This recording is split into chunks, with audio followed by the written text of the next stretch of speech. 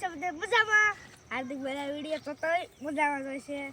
આજે આપણે ઉત્તરાયણ હતી એટલે પતંગ ચગાવી હતી અને ગળ્યું ખાવાનું હોય ઉત્તરાયણ નથી એટલે આ જો ઘઉંની ડુંડી આ બધી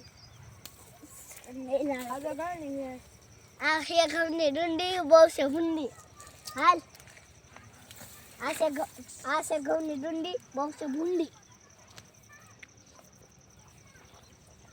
આ લંકી લીકડી રહે ને ના ફાસ્ટ દોડે.